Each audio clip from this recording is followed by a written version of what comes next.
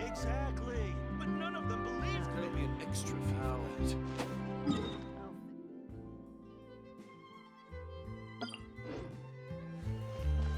Add Astro.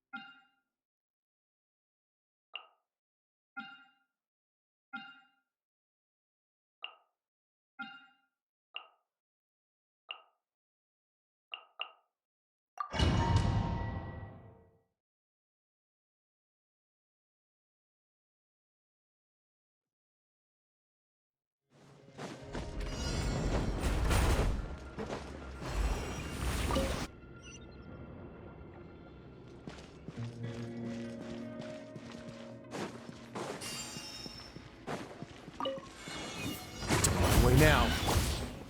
One with nature. Shower me with praise.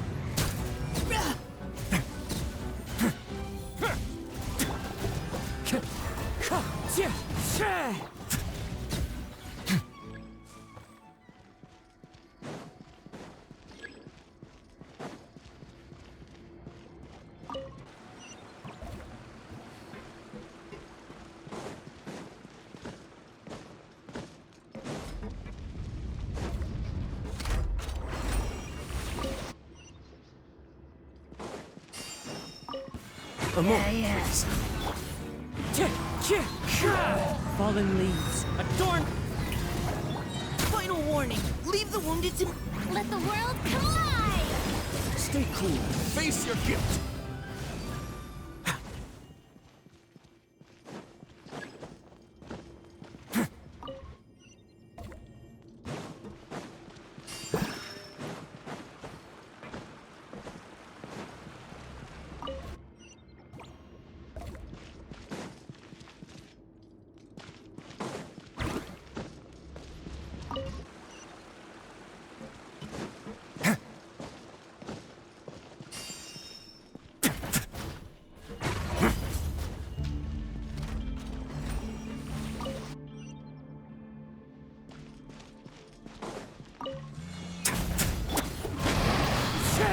Strike a pose! Yeah, providing cover fire.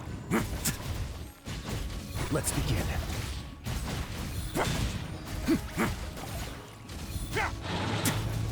Clouds high. The birds call. Time to shine! Shower me with praise! Let's keep going, team.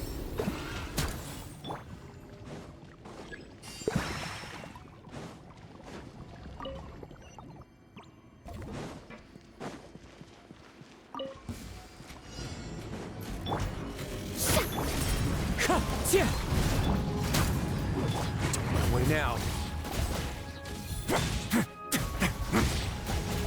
Yoo-hoo! As one with wind and cloud.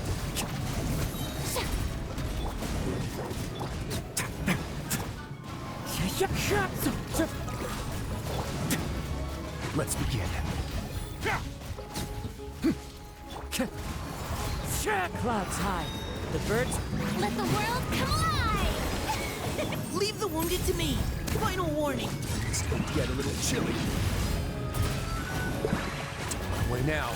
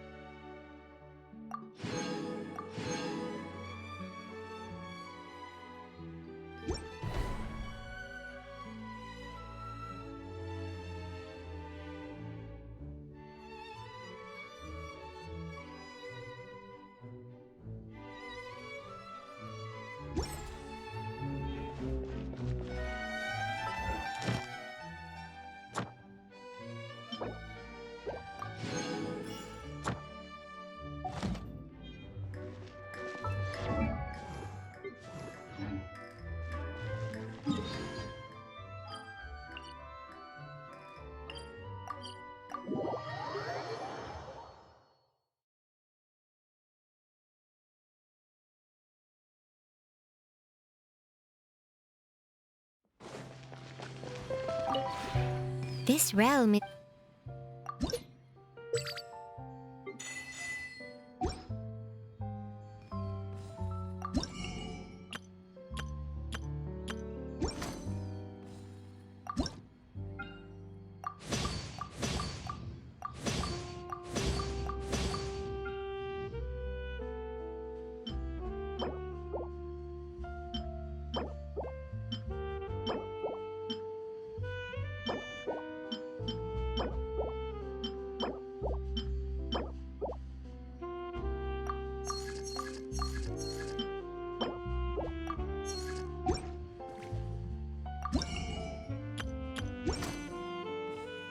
If you ever have any...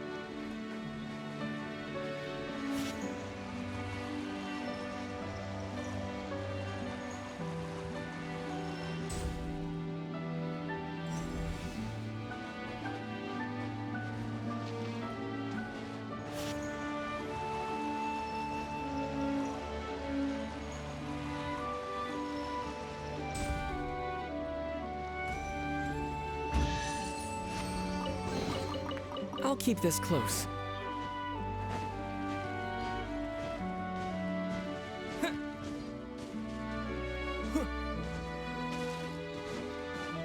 Settle down.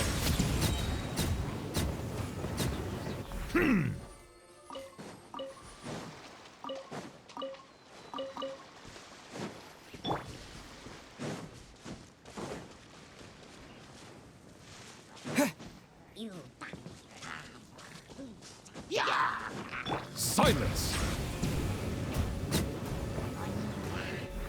Justice is blindsided.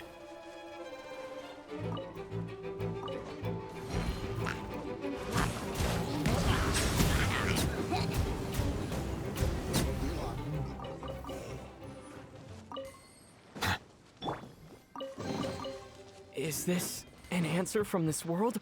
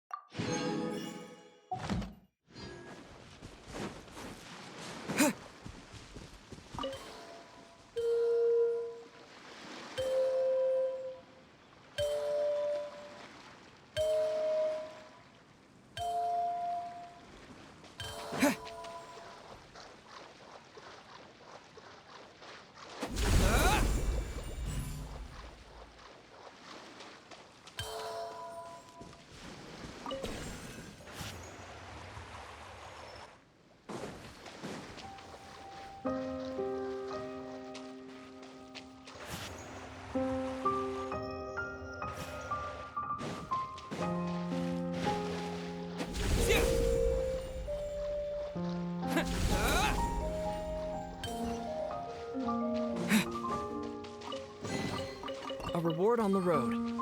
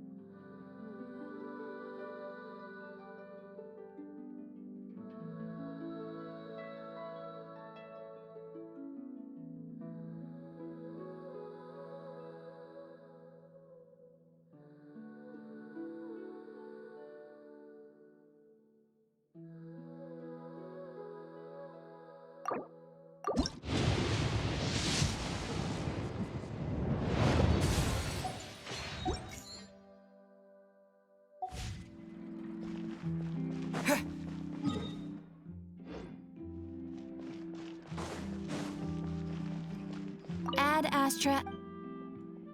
Thank you for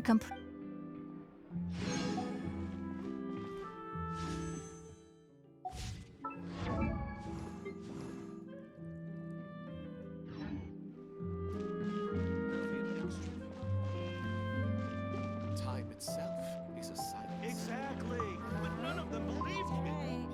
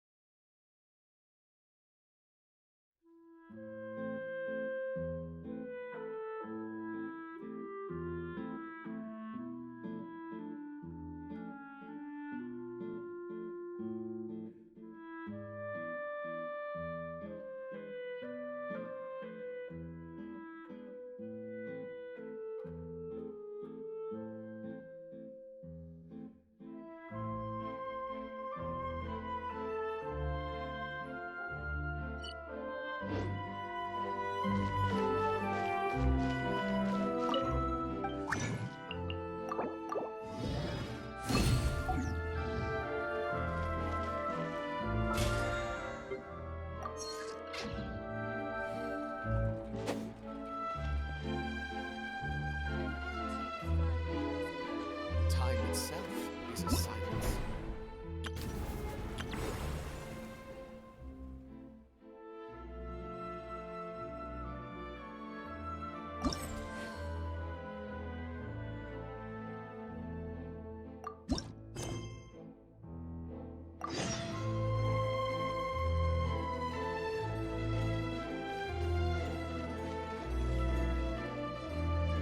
Hey, Catherine, it's us. Got any new commissions? Specifically one with a huge more attack, perhaps? You know we're worth it. For quality work and speedy results, choose Paimon and the Traveler. It's always a pleasure to see our two most avid adventurers again. Looking for the next challenge, I see. Actually, we do in fact have a rather urgent commission that is still open. Having read the details, however, I don't believe you'd consider it to be lucrative. Don't worry about that. We were just kidding. So what's the situation? To put it simply, the requester is looking for a temporary replacement actress for their musical. The original cast member ran into some issues and is currently unable to perform the role. But the troupe has also been experiencing some financial difficulties, so unfortunately they cannot afford to pay the replacement actress. That does sound like a tricky situation. So basically they're looking for a volunteer? That's right. Our adventurers reached out to many actresses, but none of them were willing to take the job. There are only a few days left until the performance. If they can't find someone in time, they'll probably have to postpone the show. And delays tend to create all sorts of new problems. Got it. Oh, this one's a doozy. What do you think, Traveler? Any ideas? Even if we took the commission, neither of us have any experience starring in musicals. If you're interested in helping, why not start by having a chat with the requester? He's right over there. Maybe you can't fill the role yourselves, but you might be able to help him figure out another solution. Maybe there's something he hasn't thought of. Oh, it's that guy, huh? No wonder, he looks like he just ate a sour lemon. Paimon approves! Let's go! Hello there! Are you the guy looking for a new actress? Wait, I know you two. Are you really willing to act in my musical? Wow, sounds like we're pretty famous in Fontaine already. But to answer your question, neither of us have any experience in musicals. But we heard that you're in a bit of a bind, so we figured we could at least try to help you think of a solution. Ah, I see. It's okay. I knew that asking for a volunteer was a long shot. If we can't find someone to step in, we'll have no choice but to cancel the show. It would be such a shame.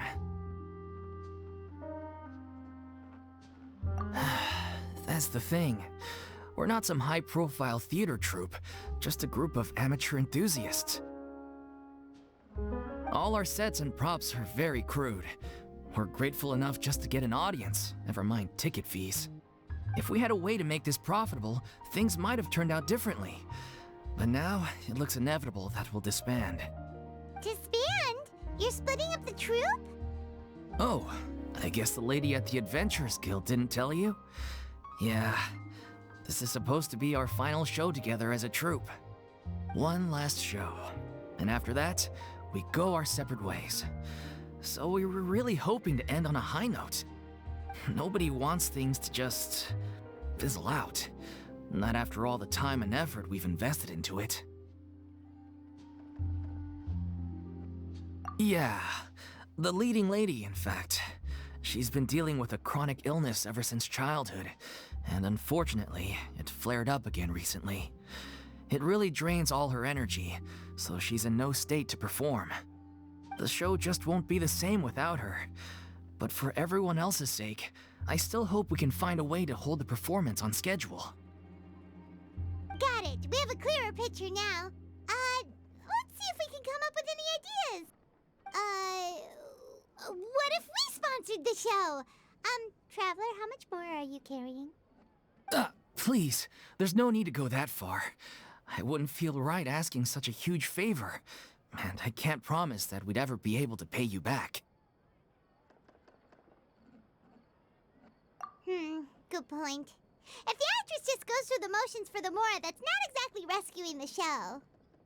We should find someone who will put on the best performance possible. Oh, wait! What about... you know who? That's how you know we're the best of partners. Anyway, she should have all the free time in the world right now. She's really good at performing, and she was once super popular with the crowd. Performing in a musical should be a piece of cake for her. Who are you thinking of? Sounds like someone famous. Her? You're... That was a joke, right? Nope. Paimon doesn't actually know if she's performed on stage before, but Paimon's pretty confident that she'd be really good at it. You're not wrong there. She has actually performed in a number of big-name shows before. They were one of the reasons she was so popular. But even if she's no longer the Hydro Archon, it's not like she's suddenly a commoner. She's still an idol to many people in Fontaine, including myself. I just think Lady Furina might feel a bit out of place in an amateur troupe like ours. Well, yes, but... Fair enough. I mean, if she was actually willing to, then of course I'd be honored to have Lady Furina star in our show. I'm sure the rest of the troupe would be delighted too. I'm sure everyone in our troupe has probably dreamt of performing on stage with her one day. Of course, it all depends on whether she's interested. She might consider this opportunity beneath her. No point in stressing about that. We'll only know if we ask her. And besides, things are different now. There's no reason for her to be all high and mighty anymore. Thank you for your help. I guess I'll just stay here and wait for the good news. Good luck. Wait, where does Furina actually live nowadays? She used to live in luxury at the Palais Mermonia, but she's, moved out, right? As it happens, I have her current address here. I can provide it to you. Woo! When did you get here? I came over when things were starting to sound more promising. I thought I should be at the ready in case my assistance is needed. It is my duty to support commissioners in any way I can. Thank you, ma'am. Thank you so much. Well, now that we've got the address, we'll go find Furina. Back in a jiffy.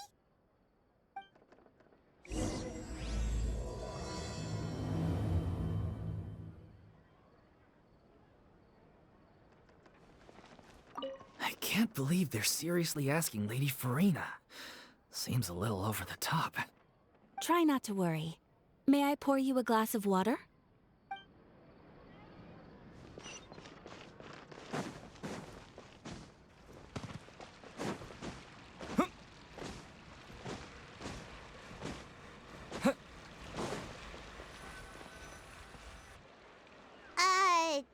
Did Catherine really give us the right address? She lives here?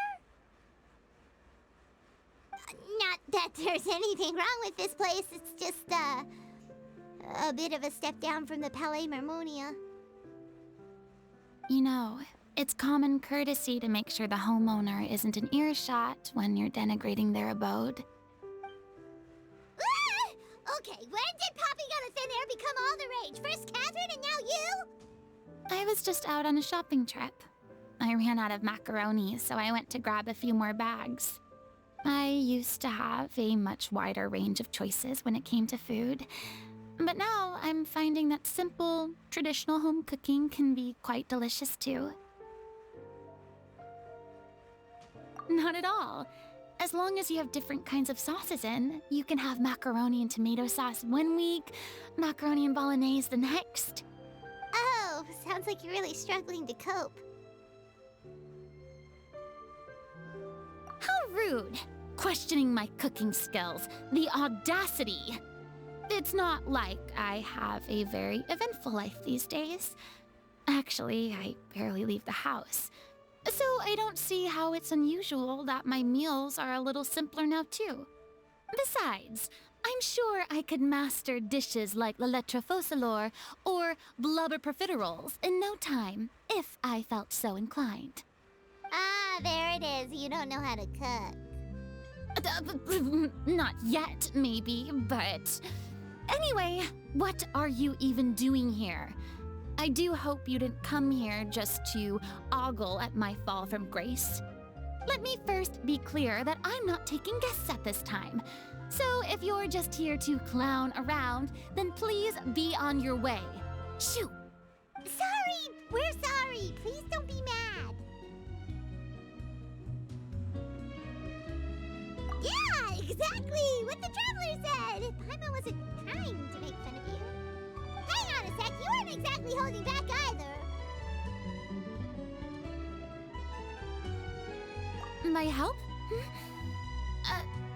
Well, maybe you're forgetting that I'm no longer the mighty Hydro Archon. I don't even have a vision, you know. Don't worry, it's nothing that serious. It's just very specific, and you're the one with the power to help. Oh? Well, if that's the case, then fine. I'll spare you the lecture about your attitude just now. So tell me, what specifically makes this matter so specific? Ah, I see. I knew you couldn't have come all this way just to amuse yourselves at my expense. After all, I was once the brightest star in all of Fontaine, well-versed in all the various performing arts. A mere musical is well within my capabilities. But given the present circumstances, I'm afraid I must regretfully decline your casting request. How come? It sounds like this would be a breeze for you. True, but I have made a decision to retire from the stage. Although I am no longer required to play the role of the Hydro Archon, the time I spent inhabiting that character has left an indelible mark on me. Centuries of pretending to be a different person changes you completely. I'm not the same person I once was. Of course, that can't be undone now. It's too late, and I have no intention of reinventing myself all over again. But at least I can say that I no longer desire to play any new roles. Paimon can understand, but this is just a one-off part to fill in for someone who's sick. Surely that's okay. Whether it's a one-off or not, it's a boundary that I've committed to no longer cross. If I make an exception to the rule now, I'm just leaving a back door for myself, which would be the same as not having a boundary in the first place. So I'm not going to perform, and that is that. Okay, guess there's no convincing you. Well, is there anything else we can do to help out the troupe? Otherwise, they'll just have to disband without any fanfare. Do you know any other actors who might be interested in the role? Nope. Short and to the point, okay. I've never been great at maintaining relationships. Besides, anyone I've ever worked with probably couldn't wait to get rid of me. Since I'm just an ordinary person now, they'll probably just laugh in my face if I go asking them for help.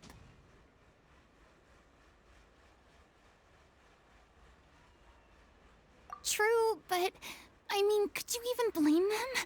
I show up out of the blue, begging and groveling for their help with a show they won't even get paid for? Ooh, no way. I'm dying from embarrassment just thinking about it. Nope, not happening. Well, is there anything else we can do? This performance really means a lot to the guy we're working for. Have I not made myself clear? You're barking up the wrong tree. I don't want this job, nor do I know of anyone else who would. Sorry. I didn't mean for that to sound so harsh. I wish I could help, really. But if I thought I had the answer to this problem, I would have said so by now. It's all right, Furina. Paimon just wanted to make sure we tried everything. Oh, everyone in the troupe will be so disappointed. Yeah, I guess that's all we can do now. All right, then. We'll see you around, Furina. Toodaloo to you, too. I'm going home to take a rest now.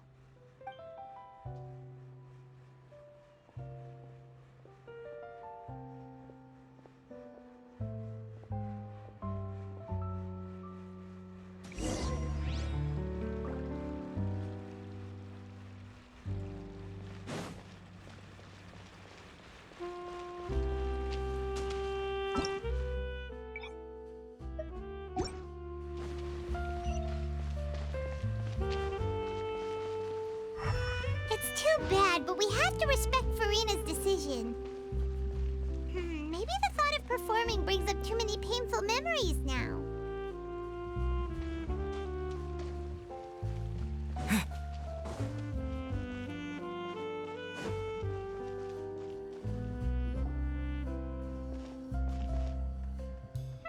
Huh? What's going on? Are they arguing?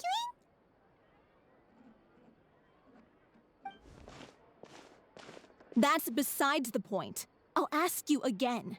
Why did you start looking for a replacement without my consent? When did I tell you I'm going to take a step back? You didn't need to say it. We've known each other for how long now? We know the signs.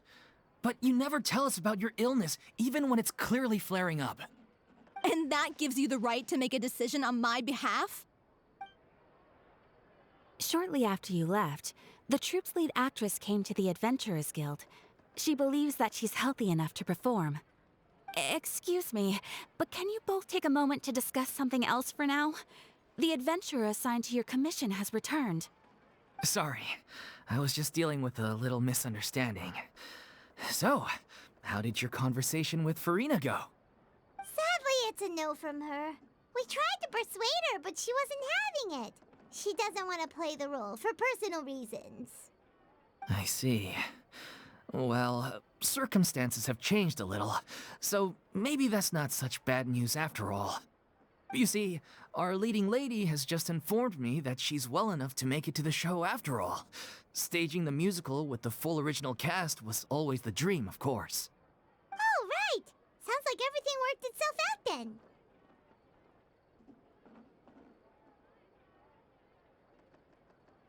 Yeah, she'd be livid. We'd get the scolding of a lifetime. Jeez, is Lady Furina really so harsh with people? Only joking, calm down. So, guess we can consider this case closed now, huh? Despite the fact that we failed to complete the commission, we were still racking our brains for ideas on the way back here. Look, there's no point arguing with you about this anymore. You've made yourself very clear, so I'll stop looking for a replacement. This is the last chance we have, though. If your illness flares up again, there won't be time to find anyone to replace you. So, are you absolutely sure you'll be able to handle it? The whole team is putting everything they have into this final performance. We have to make sure it goes ahead. Yes, I'm completely confident. I've been taking a new medication from the doctor, and it's working brilliantly. I'll definitely be able to tough it out until the performance day. I share everyone's desire to commemorate all our years as a troupe with a proper farewell show. So the last thing I want is to be left out. Every one of us thinks of this troupe as their home, myself included. You're right. I'm sorry. I let myself get too worried about the show. I should have asked for your permission first. All's well that ends well. Sounds like the show will go on. Sure.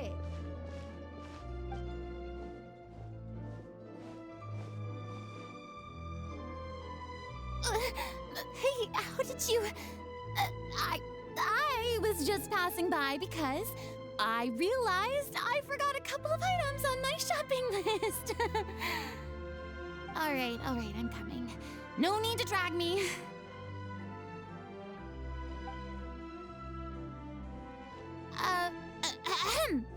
Hello, one and all. I couldn't help but overhear your conversation just now. Furina? Didn't you say you were gonna take a rest at home? What are you doing here? I was just ever so slightly concerned about the situation you mentioned. Yes, a teensy bit concerned, that's all. When you came to talk with me earlier, I jumped right to explaining my position and said some strongly worded things. And all before I even had a full grasp of the situation. Anyway, I just feel a bit bad about how it went down. I'm sorry, Paimon. Oh, it's totally fine. Paimon didn't take any of that personally. You really have a knack for asking the most uncomfortable questions, don't you?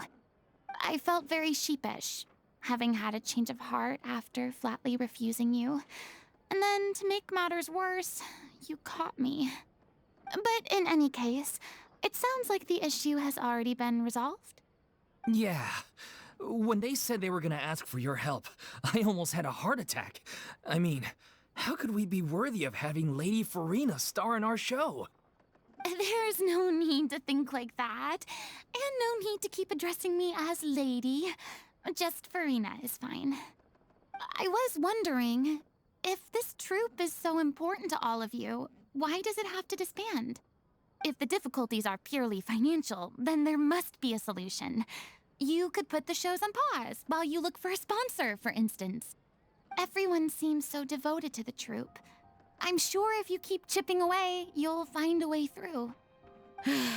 We all want to believe that, but some things are just beyond our control. Everything's been going downhill ever since we lost our director. She was the heart and soul of our troupe. She kept us going. Her name was O'Reilly, and she was the founder as well as the artistic director of our troupe. And tragically, she was a victim in this serial disappearances case. What? That's actually how I recognized these two. It was all thanks to their efforts that the true culprit was brought to justice. But still, no sentence can bring our director back to us. She was a loyal fan of your performances, Miss Furina. They were what first inspired her to get into musical theater. She rallied many people around her who were destitute or had lost their sense of purpose in life, and convinced them to join her troupe. She wrote her own scripts, acted on stage, and mentored each and every one of us. People loved our performances back then. We seemed to be going from strength to strength. Things were really looking up for us. And then disaster struck. Yeah. After that, the entire troupe fell into disarray. None of us know anything about script writing, let alone how to handle the business side of things. We've been doing the best we can.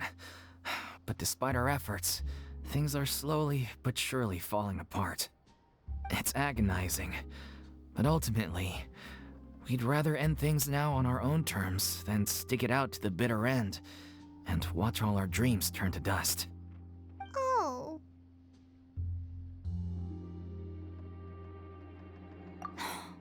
What a terrible waste. A gifted artist from humble beginnings who achieved so much and no doubt had much more to give. And then her life was so cruelly taken. I suppose it's fair to say then that this final show, besides being your farewell to the stage, is also your final gift for her? Yes, exactly. We all miss her terribly. Well, good thing I followed the Traveler here. After hearing this tragic tale, I can no longer stand by and do nothing. Furina.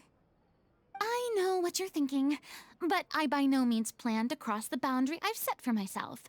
Besides, they're no longer looking for a replacement anyway. I can, however, provide some artistic guidance from the vantage point of a highly experienced audience member. But only if you feel this is something that would help, of course. Oh, most definitely. We'll take any guidance that you can give.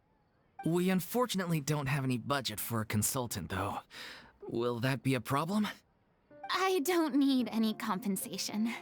All I'd ask in return, if you're willing, is that you tell me some more about the life and work of your late director. Something I've begun to realize since my departure from the Opera Epiclese is that there's a lot you don't see when you observe everything from on high. The law only judges criminal behavior and does not weigh human emotion. The court's verdict can settle the question of criminal liability, but what about all the unresolved emotions of the parties involved? What happens to them? An interesting answer. But if you ask me, I think all emotion shall ultimately return home to the heart and slowly settle with the passage of time. Take, par exemple, how this troupe pines for their late director. Things such as this I have never witnessed before, and so I should like to observe, perchance to understand. Huh. Still a fan of your old dramatic monologues then, huh? You just want to get back in on the action, don't you? No. This is a completely different situation. Pearls before swine. The name's not Swine, it's Paimon! Would you be willing to join me? Come on, take a break from adventuring to listen to a story. Thank you all so much. Our director was a huge fan of Miss Furina's performances, as of course we all are. All right, follow me. We'll go to our usual practice space. Please excuse the size. It's a little on the smaller side.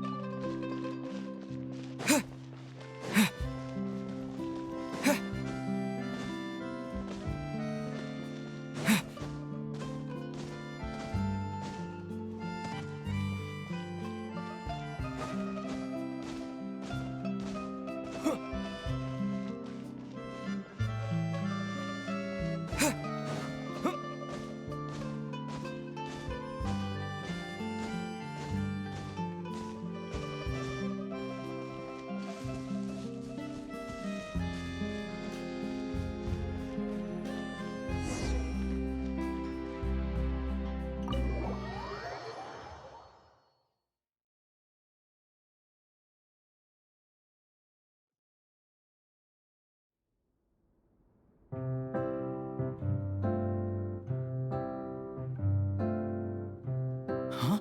Lady Furina? What's Lady Furina doing here? Hello all. Allow me to explain. As of today, Miss Furina will be supporting our production of The Little Oceanid in the role of artistic consultant. These two over here are the ones that made it possible. They kindly reached out to Miss Furina on our behalf. I'm sure they need no introduction. You bet! That was the trial of the century! You helped bring our director's murderer to justice. We can't thank you enough. Oh, please don't mention it. We're just here to join in on the fun.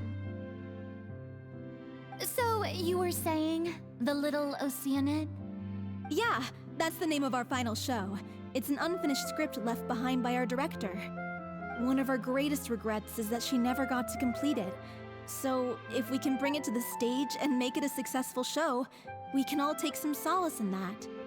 Wait, but if it's not finished, then... Yeah, We've been battling issues on every front, trying to realize this dream.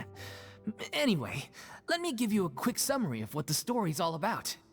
The protagonist of the story is a young Oceanid who transforms herself into human form, despite the protests of her family.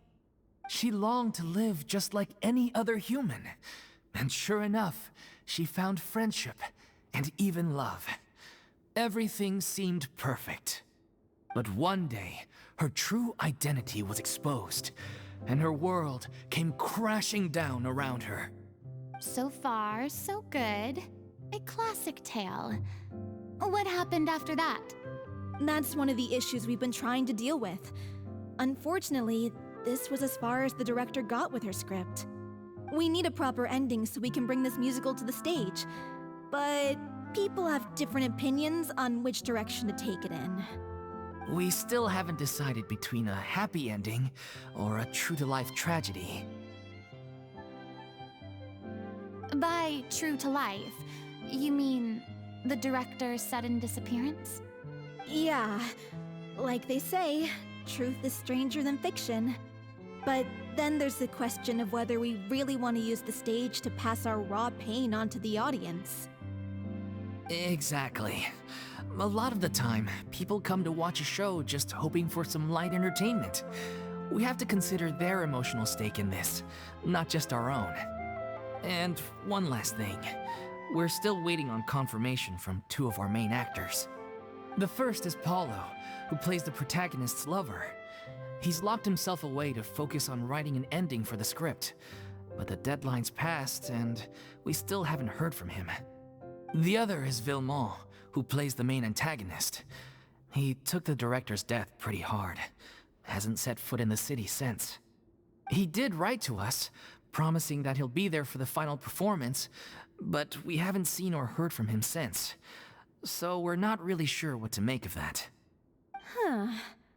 Although, now that we have Miss Furina helping us, maybe we should take the opportunity to get everyone back together. What opportunity? What do you mean?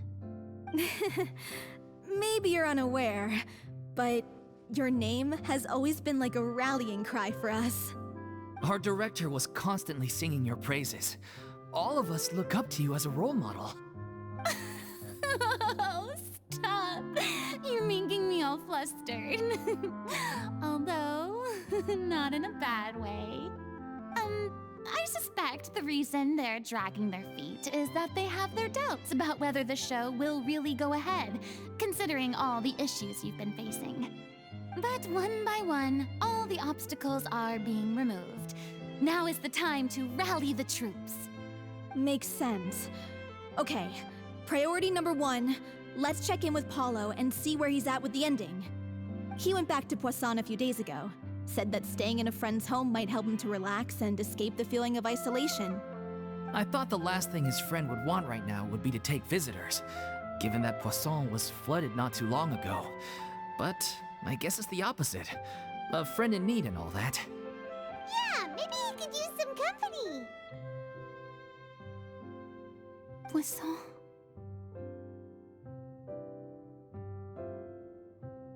Nothing. I suppose my presence will be indispensable if we are to restore his faith in the show. So, allons-y. To Poisson!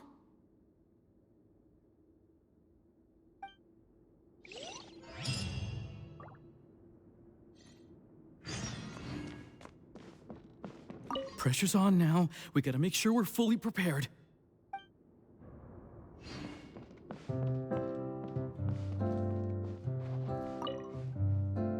You're off to Poisson to find Paulo, right?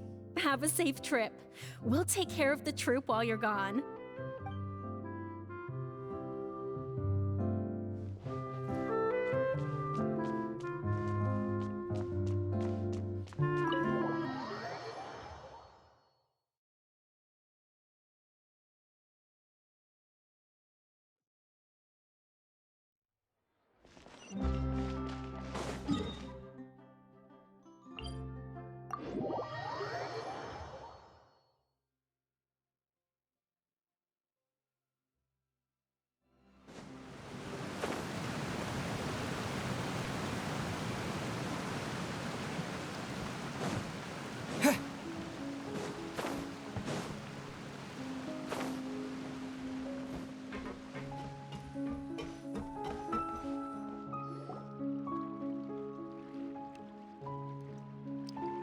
If I remember correctly, this is where he's staying. Who is it? It's me. Is the script ready? You came all the way here for that? All right. Forget that for now. Just come on out. We've got some great news. Nice try. Look, just give me some time, okay? I'm just wrapping up this last part of the script. I'll be out once I'm done. Okay then. Looking forward to your masterpiece. So, as expected, he's missed the deadline. The ending is one of the most important parts of the show. Even once he's done, it isn't final until we've all had the chance to read through and make sure we agree on it. Someone told me they'd just seen you in Poisson. I assumed it was a case of mistaken identity, but sure enough, here you are. And Furina, too. I was wondering if we might run into her. So, you're here for Paolo? Looks like he could be a while, so feel free to take a stroll around town in the meantime. I've made all the arrangements already. Oh, it's okay. We can just wait here. Thank you for being so considerate, Miss Navia. That sounds wonderful. We'll take that stroll. Get over here, you! How oblivious are you? How are things in Poisson now? Any better? Things are on the mend, but it's a slow process. Some people may never recover from the trauma they experienced. I'm sorry to hear that. I wish there was something I could do.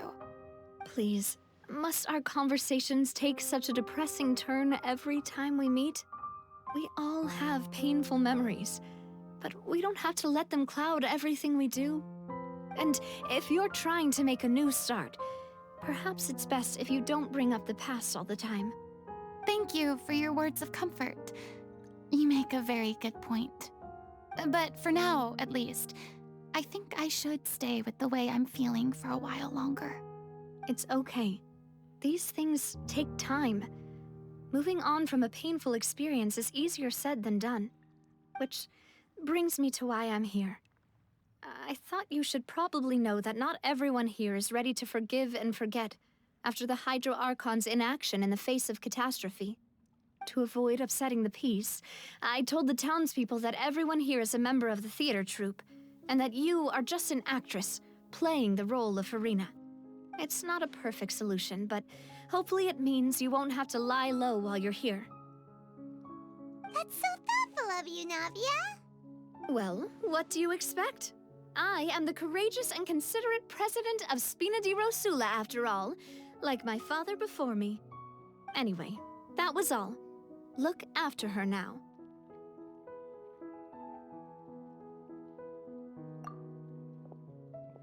Off we go then. Let's take a look up there. I don't have any friends that I can be frank and honest with, so maybe she's right. You're the closest thing to friends that I have.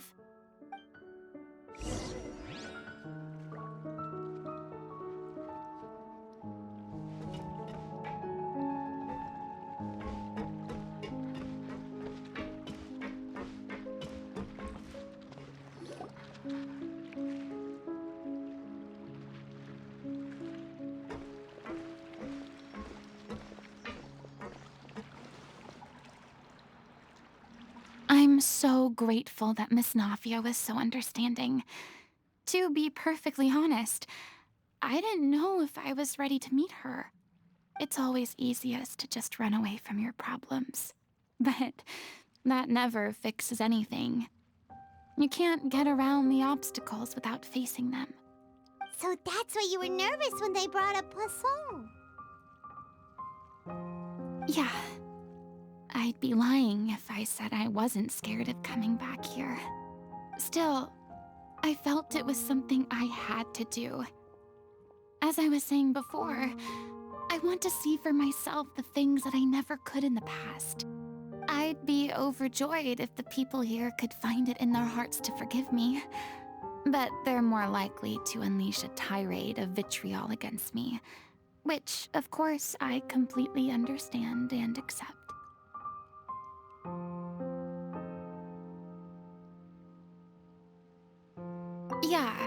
I can tell people are watching me.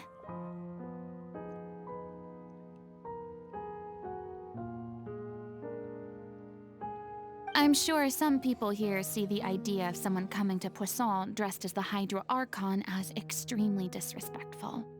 I used to be terrified of the gaze of other people, especially when they had suspicion or resentment in their eyes.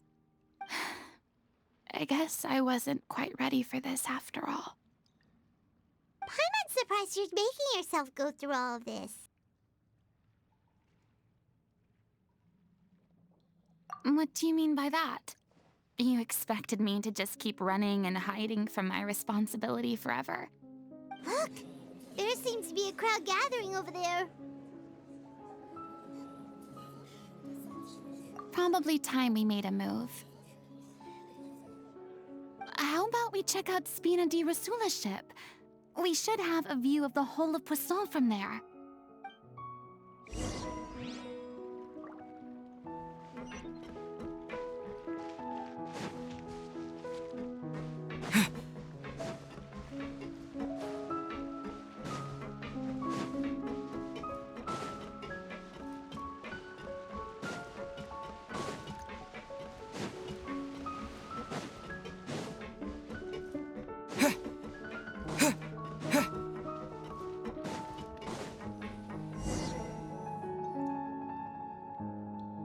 I'm sorry.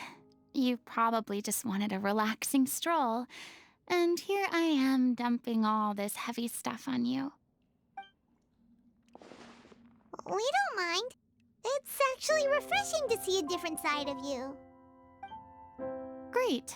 Well, I appreciate your company, so please don't disappear just yet.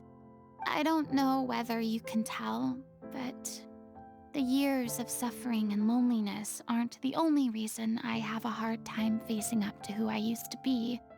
As I stand here by the ship, I can't get the images of the rising water out of my mind. One after another, people were taken by the water. All those treasured lives and memories washed out of existence in an instant. They thought their God would protect them. They had absolute faith that when disaster struck, a divine power would save them from harm. And all the while, I played my part to perfection to convince them that was true. But then the floodwaters finally came, and the Hydro Archon did nothing. You shouldn't look at it like that. You're only doing your duty. I've had to go through so many moments like that for the sake of protecting the truth. As time went on, it got harder and harder to bear, and I became more lonely and isolated.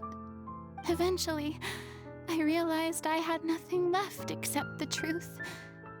I became terrified of completely failing in my task, and was haunted by the thought of being left all alone, weeping on my throne.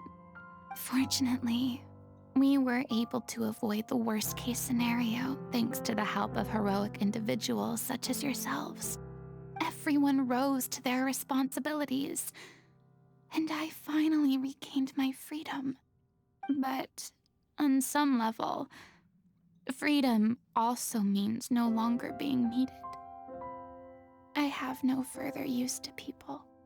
Paimon would have never imagined you'd see it that way. A reward? I guess so. And back then, I didn't even dare to dream about having someone to confide in. I was scared of someone recognizing me for who I truly was, and exposing the secret I swore to protect. Believe in the Furina you see on stage. She is the one you can trust. I had to keep all my feelings, all my curiosity about life to myself. No one could be allowed to know. That's what I really meant when I said I'm no good at maintaining relationships. So that's where you were coming from. Paimon totally thought you were just a bit of a diva at heart. could you please get off my case? I don't know what's gotten into you today. I'm making an effort here. You could at least try to do the same.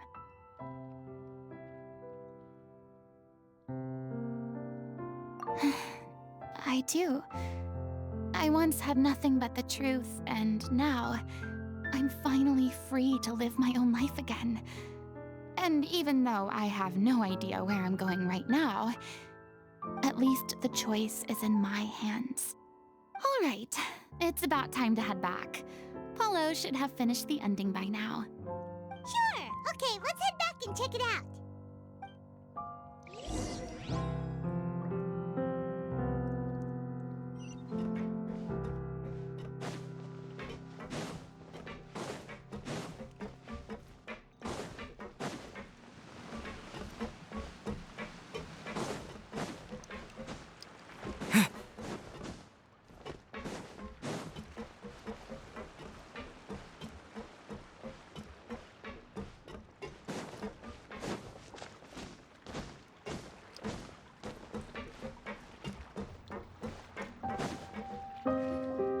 Didn't you say you needed to watch what you eat? You're supposed to be cutting down on fried foods, not wolfing down copious quantities of fish and chips, you know? Come on. It's not every day we get to dine at Spina di Rosula's expense. Can you believe how generous she is? I'm not about to pass on free food. Anyway, my character doesn't need to be slim and good-looking. That's your job.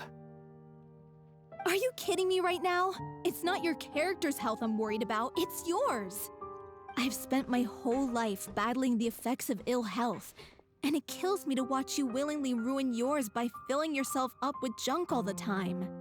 Oh no, looks like they're arguing again. We're back! Could you maybe put your differences aside for a moment? Ah, you're back. We've been enjoying Spina di Rosula's VIP treatment in your stead. Paulo's nearly done. We shouldn't have to wait too much longer. Great! So you were discussing your characters, right? We heard she's playing the Oceanid who turns into a human girl. What about you? Me? I'm an Oceanid too. He was originally supposed to take the form of a crane, but he outgrew that role. Well, the costume at least. So now he's playing the boar instead. Sorry. The boar's not a bad character, actually. He's the one who raises the little Oceanid, yes? That's right. He has some pretty memorable lines too, like when he imparts some solemn words of wisdom to the little Oceanid. If you become human, you can reveal your secret to no one. You will face suffering and loneliness. Is this truly what you want? Wait, that sounds kind of familiar. It's the most important line in the whole script. I think it's a symbolic statement about our director's life and legacy. She kept quiet about all the trials and tribulations she faced in running our troupe, allowing us to devote ourselves fully to performing. It was only after she was gone that we realized how tough her job really was. You mentioned earlier that the troupe is like your home. Yeah. I was born with an incurable illness, and once my family found out it couldn't be treated, they decided they didn't want me anymore. I spent some years taking whatever work I could find and trying to manage my illness with various medicines. But whenever I had a bad flare-up, I'd be lying in an alleyway for days at a time. It was like that until the director found me one day. She told me I had a great voice and asked if I was interested in studying singing from her. I said yes. She took me under her wing, taught me to both sing and act, helped me find Mora for my meds, took care of me when my condition decided to flare up. I know it was all a huge burden on her. She sounds like a really incredible person. She really was. She gave everything she had to her troupe and the people in it. All of us were so proud to call her our director. I was a lost child too when she found me. As the child of a murderer, my parents weren't around when I was little, so I got sent to an orphanage. The other kids were always picking fights with me. They'd say things like, "Come on, you must be pretty tough if you're the son of a murderer." It was just to taunt me, though. I was an easy target, and they knew it. One day, I got beaten up so bad that I just couldn't take it anymore, so I ran away. I lost all faith in humanity by that point. Thought the whole world was out to get me. Let me guess. Fortunately, the next person you ran into was the director. Yeah. For the first time in my life, I was somewhere I felt safe. And I promised myself I'd stay here until the day the group parted ways. The day you hoped would never come. How times change. Oh, you're finally done? Get your butt over here. There's someone I need to introduce you to. This is our new artistic consultant, Miss Furina. Furina? The Furina? Oh my god, how did you manage to wrangle that? Please, the honor is all mine. I was profoundly moved to hear about your troupe and your wonderful director. I just wanted to do something to help. Same here! Even so, this is just... Oh, wow. I'm sorry. I'll try to calm down. Now, where was I? Ah, yes, the script, of course. Let me give you a rundown of how the story unfolds in my version of the script. I'm sure you're already familiar with the beginning of the story. A little Oceanid decides she wants to become a human against the wishes of her family. She finds love and friendship in the bustling city. But then, disaster strikes. The people start to notice that all the fresh water in the surrounding area is slowly disappearing. The soil is becoming arid, plants and flowers are withering, and the people begin to panic. The little Oceanid, Cleo, and her lover decide to do something about it and investigate the truth of the matter together. In the end, they discover that all the waste and pollution created by humans over the years has caused the fresh water to flee the land, as if driven by a consciousness of its own. Consciousness? You mean the water is sentient? Water as a conscious entity. There's actually quite a few stories that explore this theme. Since the little Oceanid is a water spirit, she immediately understands how the water is feeling. She then tells her lover about her true identity, as well as the truth behind the crisis. Her lover accepts her for who she is, and works with her to find a way to bring the water back. However, unbeknownst to them, there were some people eavesdropping when she revealed her secret. The little Oceanid is accused of being directly responsible for driving the water away, and faces the greatest dilemma of her life. And then? In the end, she makes the brave decision to sacrifice herself to save her lover, and the rest of humanity. Huh? But didn't they all treat Cleo like a villain? Why would she want to save them after that? Well, she mainly wanted to save her lover, plus everyone who'd stood up for her. Through her love for her human partner, she was able to find an even greater love, one that extended to all of humanity. Surely the biggest strength of Cleo's character. There's actually something else that bothers me. You know the protagonist is supposed to represent the director, right? And she never had the chance to become a hero in our world. If we're serious about dedicating this show to her memory, we should make the ending as true to life as possible. What about if the little Oceanid is hounded to death by people who hate her, her lover makes sure her secret never gets out, and humanity continues down the path to extinction? That sounds like too cruel of an ending to me, and perhaps a little irresponsible to present to the audience. That ending would be a perfect mirror to Director Aureli's death, both arbitrary and meaningless. On the day when she went missing, Director Aureli had instructed us all, somewhat out of the blue, to leave the court of Fontaine and wait for her outside the city. We waited and waited at the rendezvous point, but she never came. By the time we returned to the city, she disappeared without a trace. We looked for her. The the Gardamex looked for her, but she was nowhere to be found. Increasingly, all the signs seemed to point to her being the latest victim in the serial disappearances case. The director was the kindest soul in the world. Yet she was senselessly sacrificed for the sake of a so-called experiment by someone who had nothing to do with her at all. But doesn't the way she suddenly told you to leave the city suggest that maybe she had some sense of what was about to happen?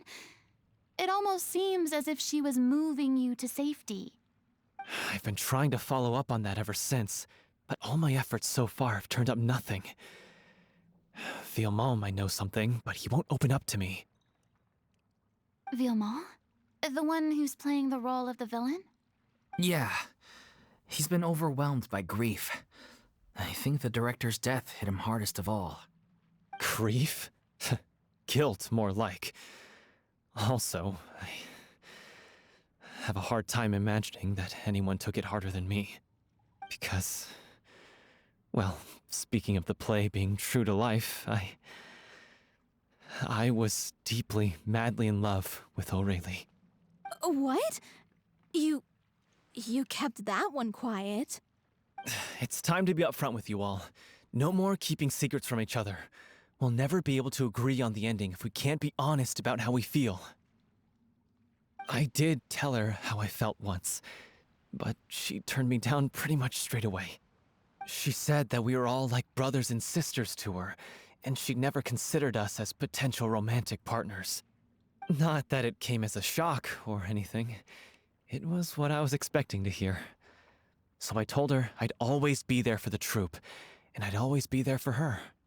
I said, maybe one day in the future, when everyone's settled into their own lives and on the up and up, and managing the troupe no longer required her constant attention, well, maybe then she could reconsider what she really wanted in her life. And now, that day will never come. Oh, Paulo. So if I'm the one writing this ending, then I'm gonna make sure it does right by O'Reilly. I won't let anyone get in the way of that. In that case, you have to straighten things out with Villemont once and for all, face to face. We've all had our differences of opinion over the ending, but those two have never seen eye to eye on anything. One of them has to compromise if we're ever going to reach a final decision. Well, if that's where we're at, looks like it's time to go visit Villemont. Are you ready to face the truth? Honestly, I'm slightly terrified. But for the sake of our final performance, I'll do whatever it takes. Funny you should ask, though. You really do get what I'm going through right now. I certainly do. Come on, everyone. Allons-y!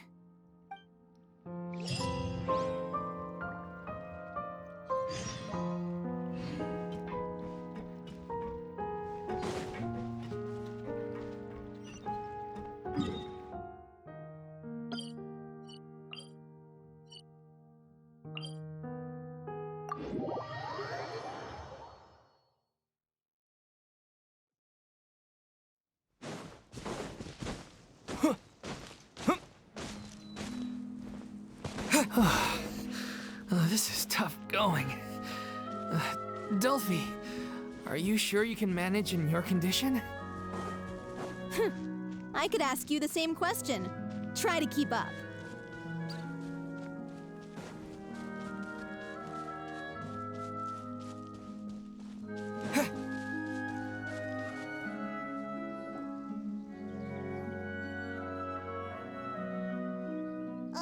As if this journey wasn't tough enough already without a roadblock. Don't worry. We should all be fine with the traveler here. We don't need to take a detour. Wait, why are you all looking at me? You're not seriously expecting me to fight, are you? We're just curious, that's all. I don't think anyone's ever seen Furina in a fight before. Yeah, but don't you remember why? The Hydro Archon willingly gave up all her powers so it could be converted into indemnitium. Miss Furina said so herself. Precisely! And I'm not even the Hydro Archon anymore, so all my power is gone anyway. As much as it pains me, unfortunately, I should just stay put. I'm more like a damsel in distress more than anything. That sounded so smug. Ugh, secondhand embarrassment is unbearable. C'est la vie indeed. Alas, I am forced to watch on helplessly as a more brave and seasoned adventurer than I swoops in to save the day. Aw, too bad. I was so pumped to feast my eyes on fight mode Furina. Sorry to leave all the heavy lifting to you. Don't worry, piece of cake.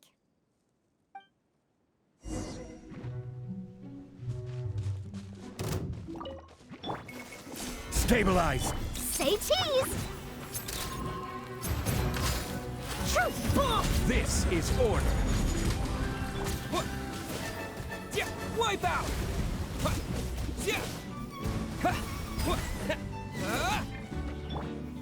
Gather! Bow your head. Smile! Breaking news! Order guide you.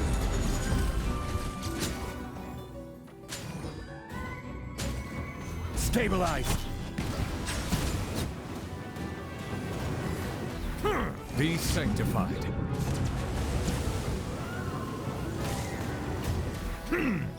Yeah!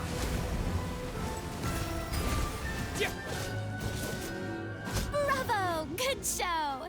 You certainly live up to your reputation. Yeah, thank you. Anyway, the path is cleared now, so onwards and upwards.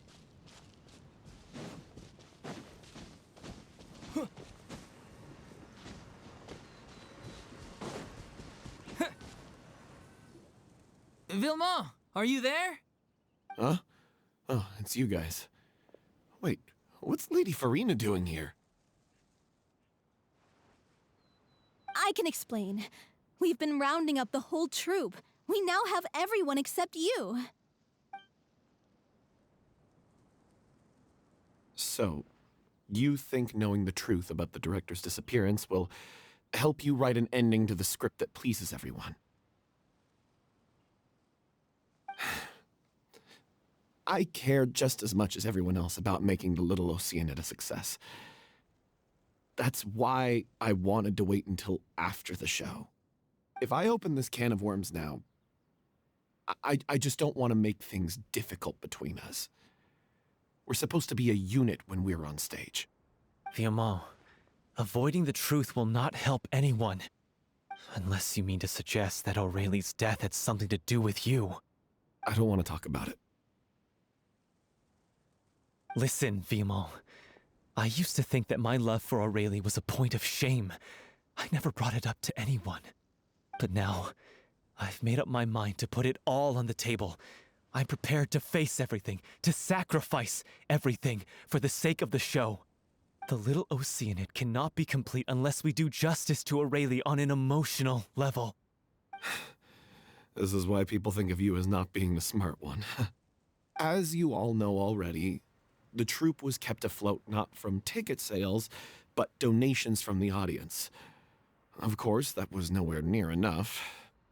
We took on side jobs when we weren't performing, but even then, the troupe's financial situation was pretty dire. So, anyway, one day after a show, a merchant came to me and offered us a huge sponsorship. In return, we just had to provide the audience with their drinks during performances. It seemed like a win-win, so I said yes to it on the spot without consulting the director. It was only when the merchant came to deliver the goods that I realized the drink in question was synth. Isn't that the drink peddled by the culprit behind the serial disappearances case? I freaked out when I saw the boxes. And I told the director everything right away. She was completely shocked as well. But she didn't reprimand me for making the decision without consulting her.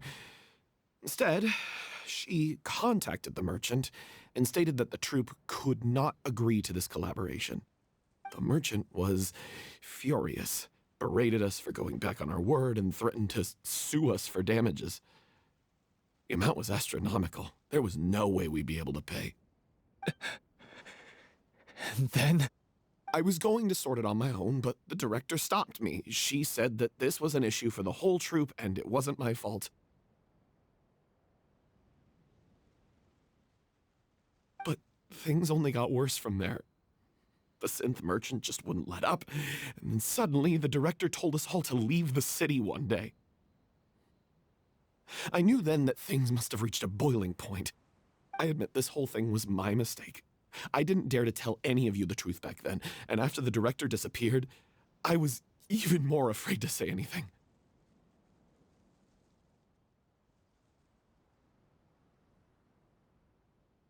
Yeah, I got Aurelie killed. There, I said it. Happy now? Hey, don't say that. You traitor! You knew Aurelie was in danger. Why in God's name didn't you tell us? What do you mean, you were afraid? This was a life and death situation. We could have saved her! How could you be so stupid? Please, try not to get too worked up. Yeah, listen to him. You need to stay calm. Stay calm? How can I stay calm? This guy got Aurelie murdered! She was the love of my life! And he has the gall to try and high-road us, claiming that he kept his mouth shut for the sake of the show! How about taking some responsibility for what he's done? All I can say is I'm sorry. Truly. I wanted to apologize to everyone in the troupe, but that won't bring back the director. What good is my apology now? I'm just a coward who made an awful, terrible mistake that I can never take back. Beat me up if you want. Kill me if you prefer. It's what I deserve. End my life. So I can meet the director and apologize to her in person. Get out of my sight! Go! Get lost! I don't ever want to see your face again! That's enough! You've screamed and shouted at each other for long enough. Now pipe down, both of you! Can you stop conflating the show on stage with your real-life relationships in the troupe? You keep saying that you want to use this final performance to pay tribute to your director and celebrate her life. How can you do that if you're just using it as an excuse to vent your own emotions? You're right. I'm sorry.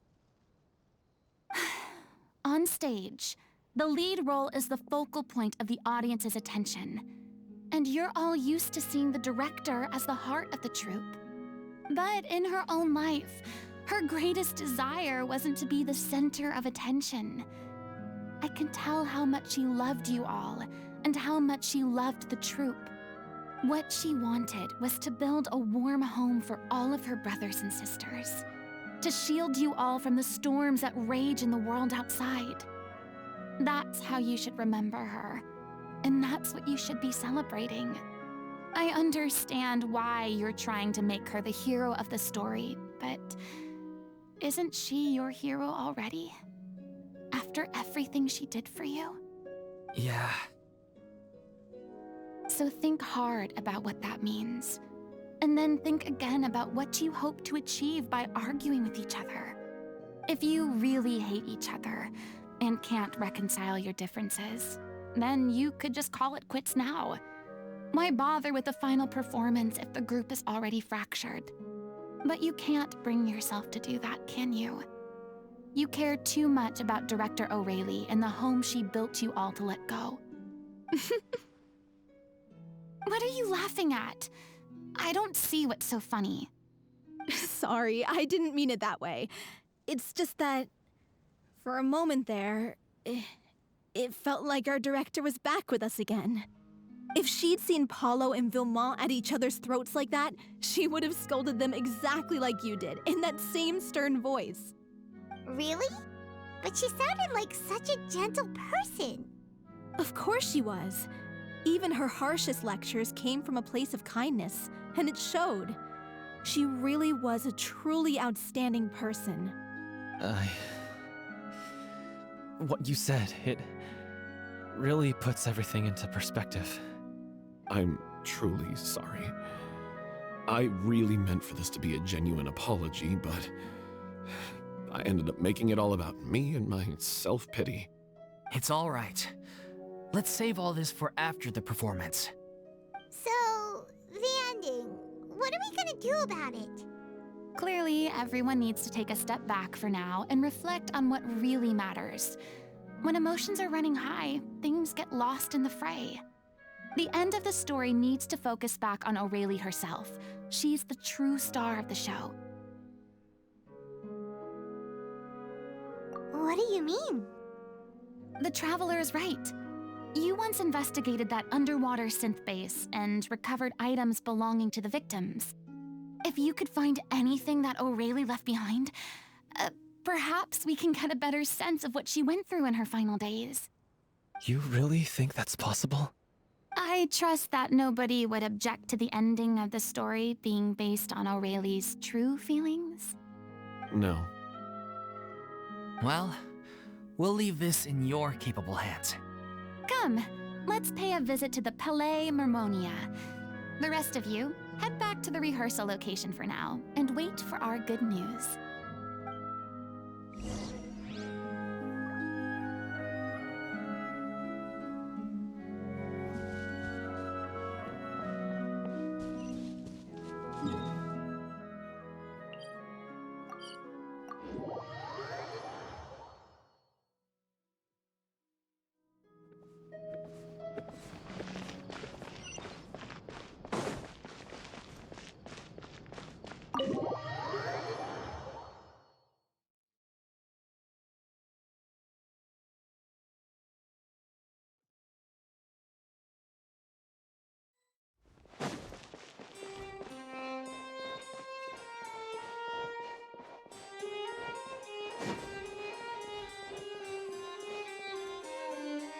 You want to review some recovered items connected to victims of the serial disappearances case?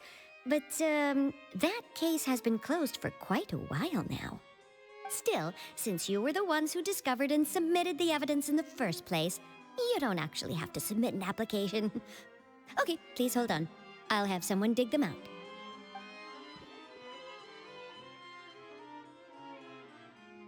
So, this is all O'Reilly left behind. Just whatever she was carrying on her person and this tattered old notebook. Hey! It's full of script lines! And sketches too! Looks like they show where the different props should be placed on stage. Let me take a look. Maybe there's something in here from after she was kidnapped. Aha! I found something. To whoever discovers this diary. Let's see. Looks like she kept a detailed record of her captor's actions. She even mentions the truth behind the experiments on dissolving young women. If we'd had the chance to examine this notebook carefully back then, it would have been a conclusive piece of evidence proving Vacher's guilt. Vacher took so many lives.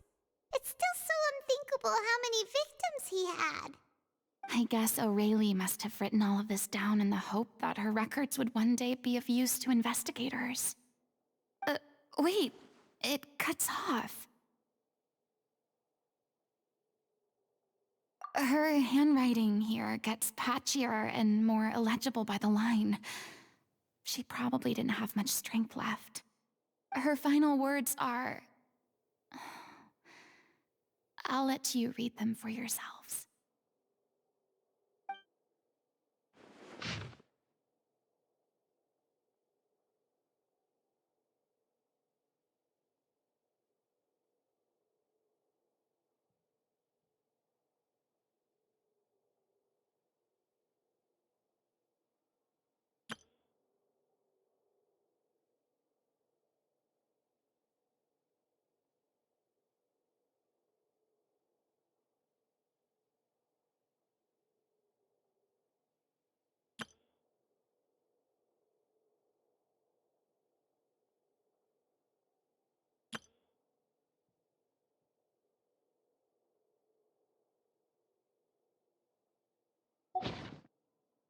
She was so terrified.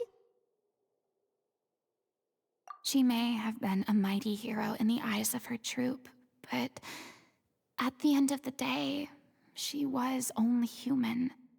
I can't bear to think how painful and lonely her final days must have been. Wait. This part on the last page sounds strangely familiar.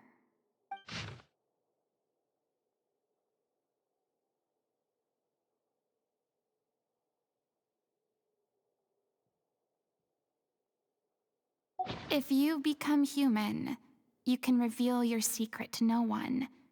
You will face suffering and loneliness. Is this still what you want? Isn't that the most important line in the Little Oceanid? Because I am an older sister to them. Oh. So she didn't regret her decision, even as she sat in silence, waiting for death to come. I'm sure this is what the troupe would have hoped to hear as well. She had their utmost trust, admiration, and love, and she truly deserved it. Let's go. It's time for them to learn Director O'Reilly's final thoughts.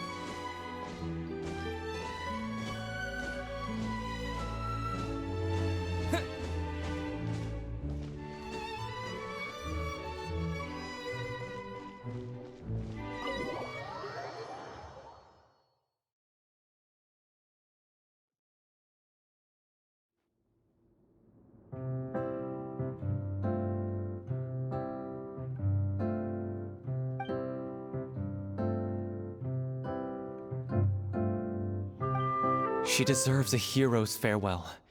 If that's the only way to convey to the audience the courage and selflessness that she showed in the face of death, then it's a meaningful way to end the story. Even in the last moments of her life, she was still leaving a trail for others to follow. She did her best to protect as many people as possible, even if it meant sacrificing herself. We know what choice our little Oceanid would have made now. I don't think any more discussion is necessary. Well, Vilmont, if we put the past aside for now, do you think you can bring yourself to go ahead with the show? I will channel all my regret and put it into my performance, to make this a show worthy of our director. I won't ask for your forgiveness, and you don't need to worry about my feelings. This final farewell show should be about Director O'Reilly and her alone. Then it seems like we've reached a consensus. I have a feeling that this will turn out to be the most mesmerizing performance of your lives. Really? How can you be so sure when you've never even seen them perform before? Don't underestimate my experience. After watching a countless number of musicals, I've learned one important thing. If you want to move the audience with your music, you must fully commit and immerse yourself in your role, pouring all your emotion into your performance. And aren't human emotions, love, hate, regret, and hope, just the most mesmerizing things in this world? I don't believe anybody could be more committed to bringing this story to life on the stage than they are now. Thank you for the vote of confidence, Miss Furina. And thank you for supporting us through all this. Then, let's not delay things any longer. We need to discuss the details of the ending and get it nailed down once and for all. Actually, before that, I'd like to make a proposal. During the curtain call, please allow me to use the director's name instead of my own. Huh? But then... After all, this role was originally meant to be played by the director. I'm just filling in for her. Besides, a role commemorating her life should be associated with her name. Well, if you're sure you're okay with that, I have no objection to it.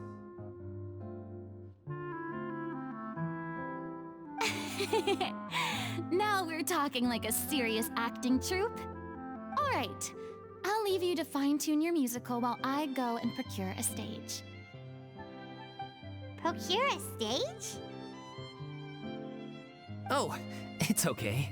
Our usual place doesn't need a reservation. That place? Oh, don't be silly.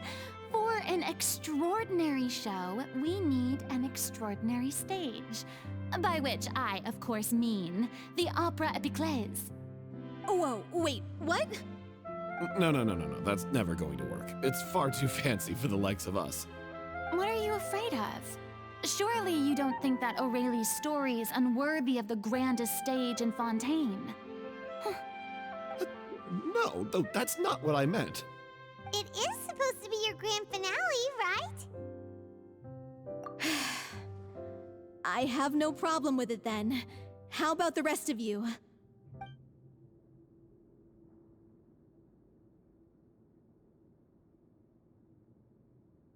I'll take your silence as a yes. Thank you for giving us this opportunity. It really is a dream come true. Well, then don't disappoint me. If you mess this up, it'll reflect poorly on me too. Come on, we'll need to get the go-ahead from Nerilette. I know just where to find him.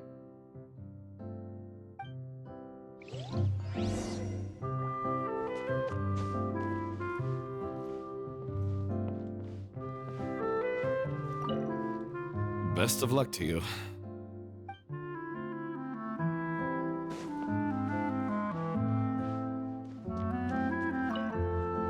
First Miss Furina, now the Opera Epiclese?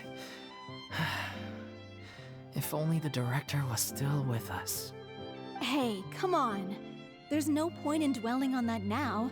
We have a lot of work to do. Yeah, you're right. Now's not the time to get all melancholy. During the final scene, maybe we should stop the music just before Cleo takes the stage?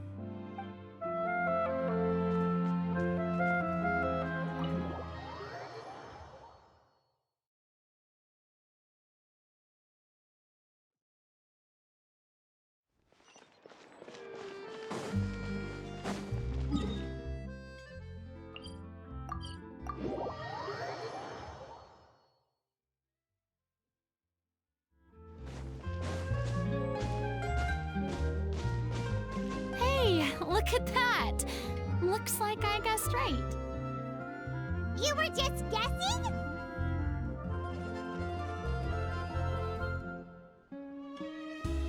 I knew you'd be here. I'm here merely for a short break. It has been a while, Miss Furina. And you too, traveler in Paimon. What might I assist you with today? I would like to book the Opera Epiclese for an event. You see... I understand. The process for booking the Opera Epiclese is complex and can be somewhat cumbersome. But given that the request is coming from the three of you, I see no reason to make things unduly difficult. The story of the little Oceanid is most fascinating. I'm looking forward to seeing it performed on stage. I will say, however, that I am surprised to see your passion for the performing arts rekindled after all that has happened. Huh? What do you mean? Do I look excited? Yes. And this is the first time that I've seen you like this since your departure from deityhood. At first, I just felt bad about rejecting them. So I wanted to learn a little bit more about their situation. But one thing led to another, and... well, here we are. In the past, we sat in our high chairs in the court, giving our opinions on isolated cases. all while knowing very little about the human stories behind each and every one. Maybe it's because I finally become an ordinary person and gained my freedom, but I've developed a great sense of curiosity about their lives. I am truly delighted to see you find a new lease on life. Now that you've regained some confidence, have you had any thoughts regarding a return to the stage? Why would you suddenly ask a question like that? Well, if the Little Oceanid turns out to be a great success, it will no doubt become a classic. Many theater companies are certain to add it to their repertoire. The experiences and decisions of the protagonist, Cleo, are all modeled after your own. Naturally, this makes you eminently suited to playing the leading role. It would truly be a shame if you did not take this opportunity to allow audiences to enjoy your outstanding acting talents once more. Haven't I already made myself clear? I won't act or perform in any role ever again. No exceptions. Nor do I think it is any great shame. There is no lack of fine actors or inspirational stories, either on or off the stage. This experience is a case in point. I feel like I've learned a lot, and it has already been well worth the price of admission. I must admit, though, I'm a little envious. They're quite fortunate to be able to bid farewell to their past in such a magnificent manner. I see. Well, I'm glad to learn that you have found a role to play that you enjoy, be it on the stage or not. I sincerely hope the show will serve as the grandest of finales. I will have my staff book the date and mail the relevant paperwork to the troupe once the details are confirmed. Thanks, Nervalette. You are very welcome.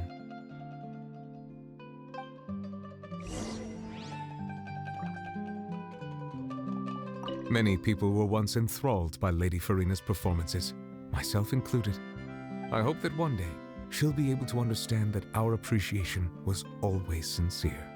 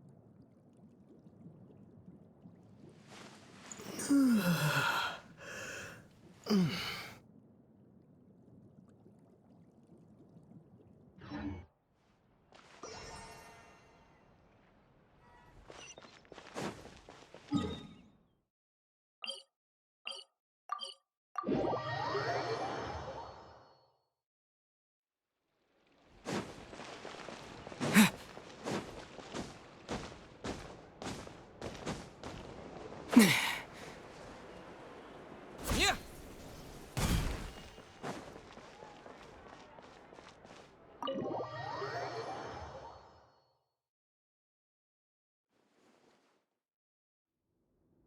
Good news, everyone. It's done. The Opera Epiclese is booked. Thanks to my eloquent and impassioned speech, Monsieur Neuvillette was moved to provide us with a fitting stage for this special performance. We've had to fight every step of the way for this opportunity, but we now have all of the ingredients necessary to stage a truly spectacular performance. A touching story, a magnificent venue, and last but not least, a passionate and dedicated cast. Now, let's work together and make this show the best it can be. This is truly wonderful. The sooner we can finalize the ending, the more time we'll have to rehearse. Fiumali and I just went over some parts of the script and tweaked a few things.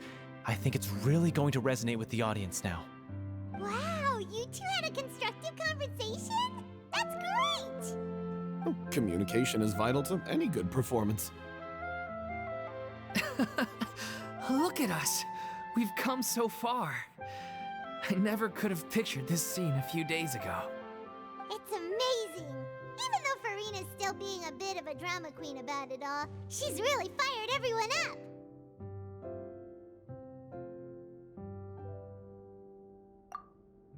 Please feel free to give us any comments or suggestions you have. We really value your input. Hey, Loic, get over here. Time to practice the opening number.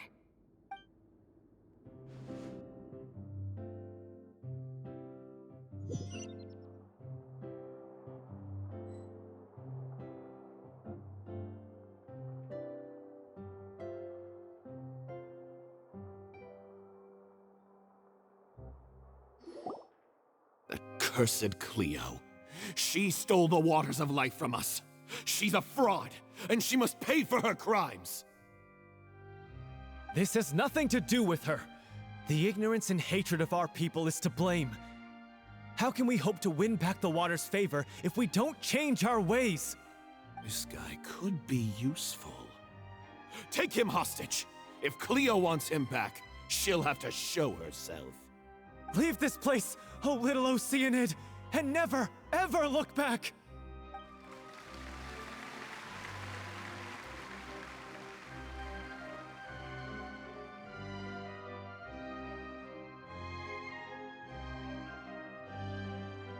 Everyone's really throwing themselves into their roles. I haven't seen such a fine performance in a long time. If only... What should we do? It's almost time for her to take the stage! Why? Why does it have to be now? Hey, what's going on? You're due on stage any second now. Oh no, not again. But why? What about your new meds? Did they stop working? They've been getting less and less effective over time. I've had to keep increasing my dose. What? I thought they cure it. So they were only managing your symptoms? I figured whatever it took to get me through this final performance. How could you do this to yourself? And after that lecture you gave me about not looking after my health. I'm sorry. I've let everyone down. You... This is a conversation for another time. How can the show go on without its star performer? Miss Furina, I'd like to make a request of you. Say no more. If you're sick, you need to rest. I know what you're going to ask. Loic, your character has no more scenes, correct? Oh, yeah. I think my scenes are all done. Although, I do have one more line. But I guess another guy in the troupe with a similar voice register could take it. Why? Please take Delphi back to her place to rest. I'll sing the finale. From the sublime to the ridiculous. After all that, everything's come full circle. Thank you, Miss Furina. I'm so sorry to put you in this position after everything you said. Never mind. What's done is done. It's really my own fault for getting in too deep.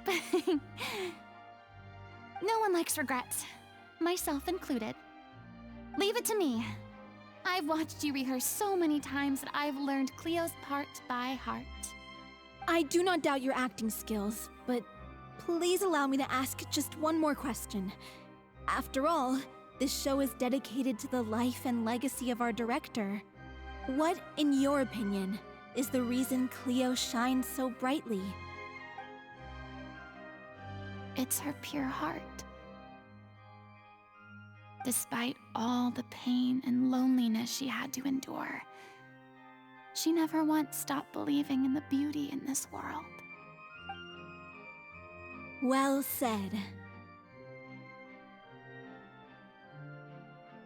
I leave Director O'Reilly in your hands.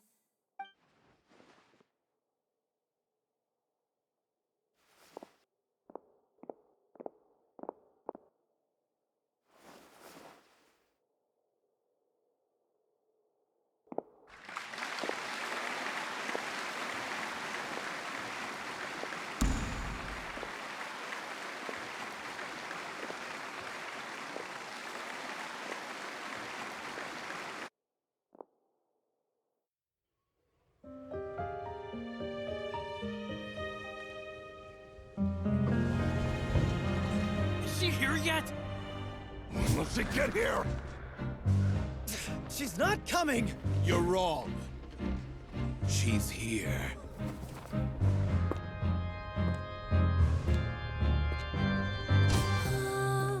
Si je pouvais vivre dans l'eau, le monde serait-il plus beau? Me pardonneras-tu, ô chère mère? L'eau dans son courant fait danser nos vies, et la cité elle est nourrie, ainsi que toi, mon doux amour. But what about your wish? My wish.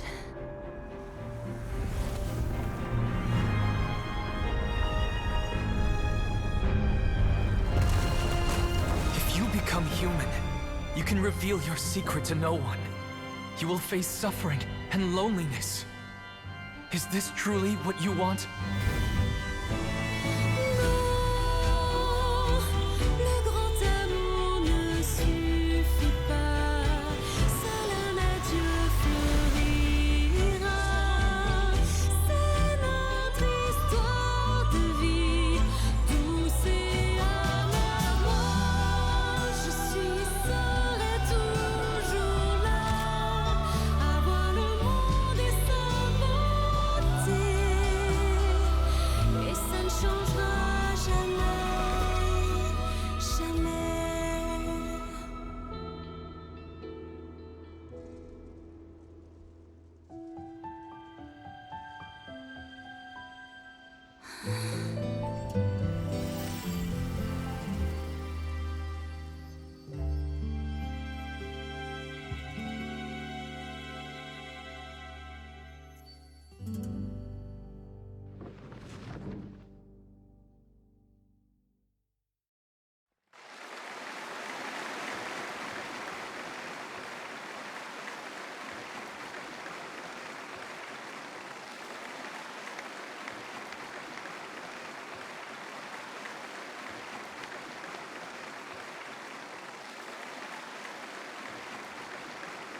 Is it just me? Or was that Lady Furina on the stage just now? She hasn't been seen for a while now, and she just appears out of nowhere? Gotta say, though, her acting skills are as superb as ever. The little Oceanid, Cleo, played by Aurélie Fumont.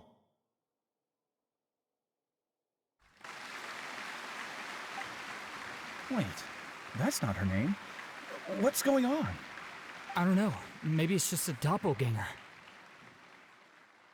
I've spent a lot of time out of the spotlight, and they didn't use my name during the curtain call either. Hopefully, not too many people recognized me. It's too bad that I had to break the one clear rule I'd managed to make for myself, even if I had no choice. Still, I have to admit that Despite everything, it felt good to be back on the stage again. Finally, we would like to give a special thanks to our artistic consultant and event coordinator, Miss Furina. Hey, that's not what we agreed on. Oh, so it was Furina after all. She's back. Honestly, what is he doing? He should have run that by me first. All right, calm down. Don't be mad. This was a group decision. We just didn't want your contributions to go unacknowledged. After all, it's been the rule in Fontaine since ancient times that everyone's work, visible or invisible, is equally deserving of recognition. Yes, I know the rule, but it should still be applied on a case-by-case basis. I wasn't ready for this yet. It's no big deal. What's the worst that could happen?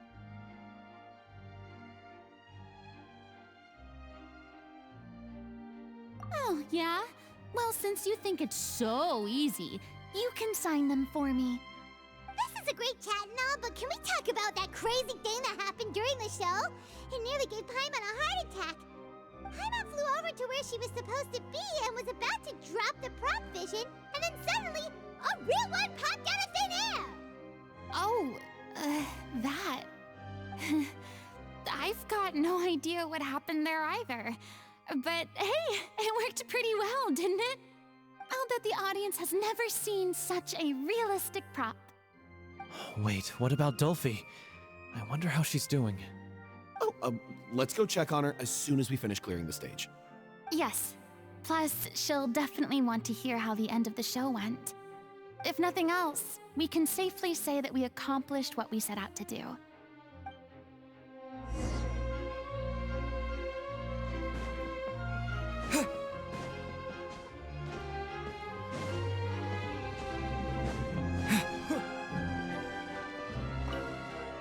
Did anyone see where Miss Furina went? Oh, I want to get her autograph, but I can't find her anywhere.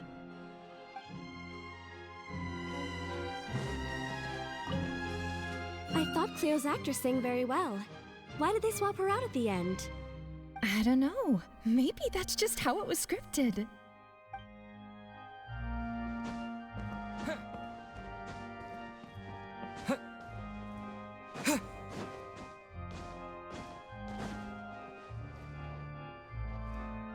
I wasn't expecting such an incredible performance from an amateur troupe.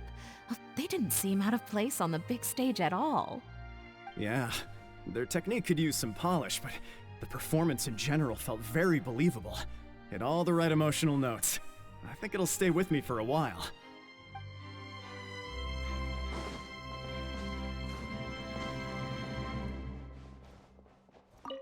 What a surprise, seeing Miss Furina on the stage. This ticket was money well spent. Yeah, I agree. Say what you want about her, but she's flawless when she's on stage.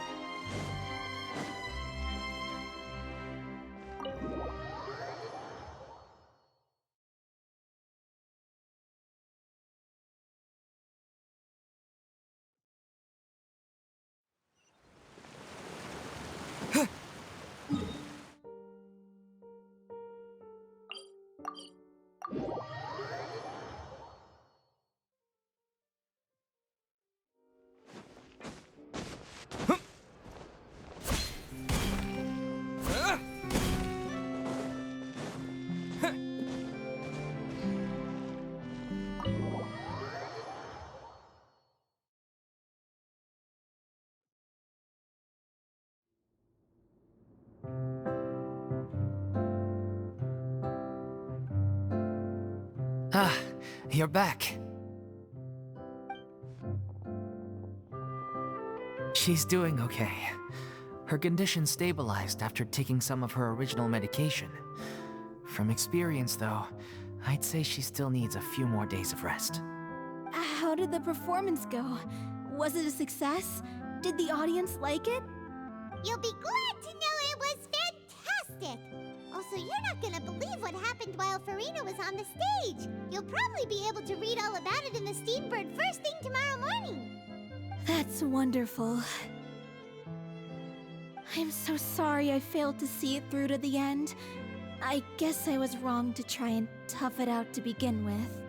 No, don't worry about it. Like they told me after announcing my name during the curtain call, everyone's work deserves recognition. Even though you couldn't see it through to the final scene, the audience was very impressed by your performance. It's safe to say that you made your mark on this memorial show. Well, one way or another, we did it. I've had bad luck ever since I was born, so I never expect things to go smoothly in life. I'm just happy to know that we went out on a high note. That's all that matters. Blaming your bad luck again, are we? Maybe if you didn't push yourself past your limits so much, your illness wouldn't be flaring up all the time. Oh, don't you start. I don't have the energy to argue with you right now. Aw, you two clearly care a lot about each other. I don't know what you're talking about. You mean we never stop arguing with each other?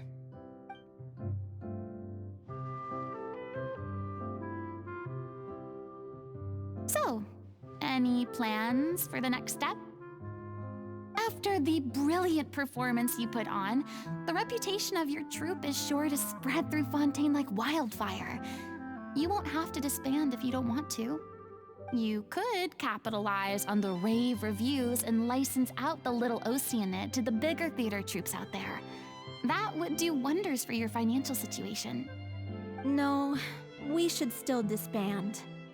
Yeah, it's what we all agreed to. After all that's happened, I should give you guys some space. But maybe our paths will cross again one day. Hey, don't just walk off! Ugh. I still want to keep performing, so I might join another troupe. After watching Miss Furina's performance, I think I'm starting to understand our director's infatuation with musicals. You should do it. It suits you. I'd originally hoped to keep performing too, but I don't know if my health will allow me to. Oh, so now you finally got your priorities in order. I guess I'll hold off until you've properly recovered as well. What about you, Miss Furina? Any future plans? Well, frankly, I think a return to obscurity is no longer an option for me. I'm sure a slew of consultancy requests will hound me wherever I go, until I finally acquiesce. You rather sealed my fate there with your special thanks at the end of the show. Sorry. It's quite all right. No need to apologize. What I meant to say is that this whole experience has shown me that perhaps I'm not as averse to a return to the stage as I'd previously imagined. Maybe Nervilette was right. Maybe Cleo is the right role for me. I still don't wish to pretend to be someone else, but I do have a desire to express myself. So, maybe the show will go on for me after all. Yeah. There was once a time when I was an actress in a masquerade, seeking only to hide the truth. But from now on, I want to spend my time learning real stories about real people and how they touch the lives of others around them. I want to watch them blossom and wither, see them refined on the page, retold on the stage, and remembered long into the future. I'm sure this is what captivated director O'Reilly as well. Sounds like you're ready to stop running from your true calling. The more you get out into the world, the more you'll discover what a fascinating place it is. Then it's a deal. If a vision is a gift from the gods, then I should do my best to honor it.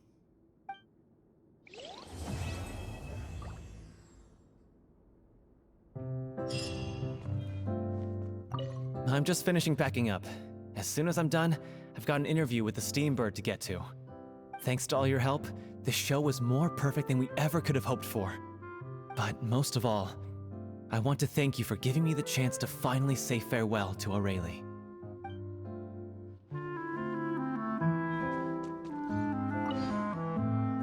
Now that the buzz is worn off, I feel ready to pass out.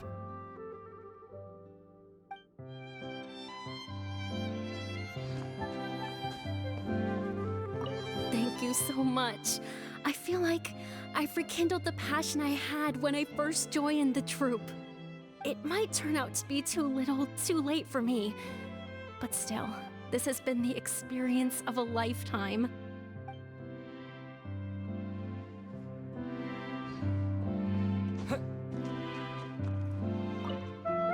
I'm just finishing packing up. Thanks to all your... But most of... I mean, of course I have some regrets, but... There'll be plenty of opportunities in the future for us to tell the stories that we want on stage.